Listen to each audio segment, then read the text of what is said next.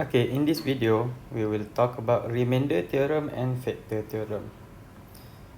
So, let's take a look what the theorem said. For remainder theorem, if a polynomial function is divided by x minus c, then the remainder is fc. So that's what the remainder theorem said. Okay, now let's move to factor theorem. Factor theorem said that a polynomial function has a factor of x minus c if and only if fc equals to 0. So if you understand these two theorems, actually factor theorem is also a part of remainder theorem. Let's look at an example. Let's say we have a function px is equals to x squared minus x minus 12. Okay, before you know about factor theorem, I'm sure you already know about this is a quadratic equation. A quadratic function or a polynomial. So when a quadratic, if you want to find the factor, so you can factorize. So you will get the factor is x plus 3 and x minus 4. Therefore, we know that these two factors here, x plus 3 and x minus 4, is a factor of this polynomial. Okay, according to factor theorem, a polynomial has a factor of x minus c if and only if fc equals to 0. Okay, for example, we are using the same example.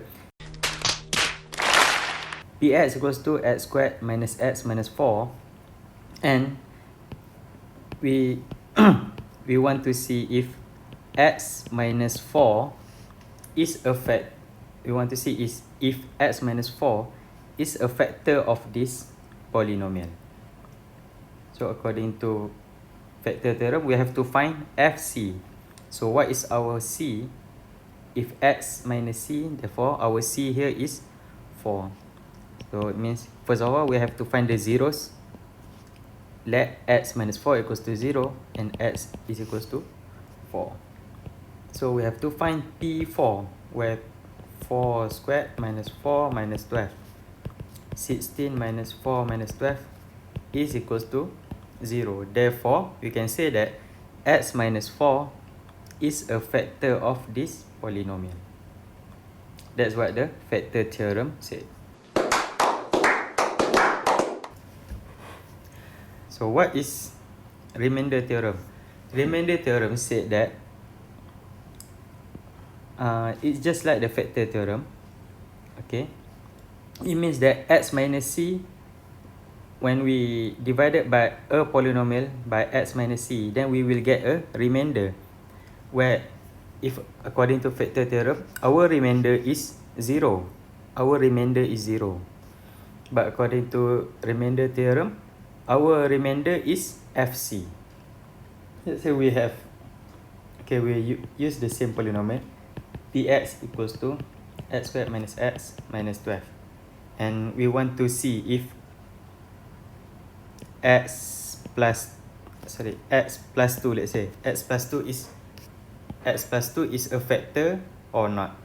If we substitute x plus 2 equals to 0 and x equals to 2. Okay, if we substitute x equals to negative 2 in this polynomial, and we get p negative 2 equals to 0, therefore x plus 2 is the factor.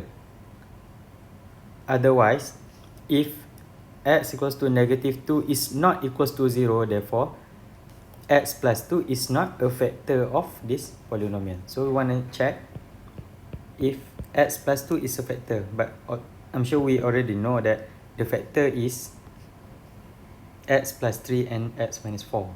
Okay, so just we want to show what remainder theorem said, that negative 2 squared minus negative 2 minus 12. So we have 4 plus 2 minus 12.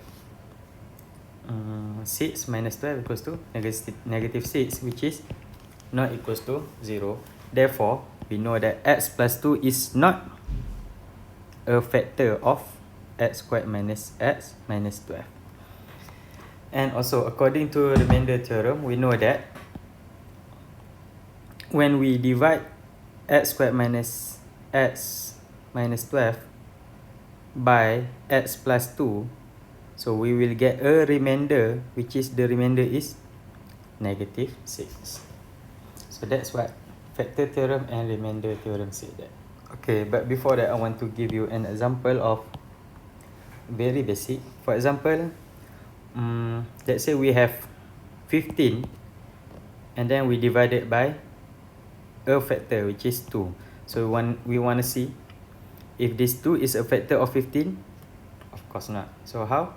Said, so 2 times 7, 14, and then we have a remainder 1. So this is what the remainder theorem actually. We have a remainder because 2 is not a factor. 2 is not a factor of 15. Therefore, we will get a remainder, a value of a remainder. Okay. Whereas, if 14 divided by 2, so we know that 2 is a factor of 14 because 14 divided by 2 is 7, and we have a remainder of 0. Therefore, 2 is a factor of 14, but 2 is not a factor of 15.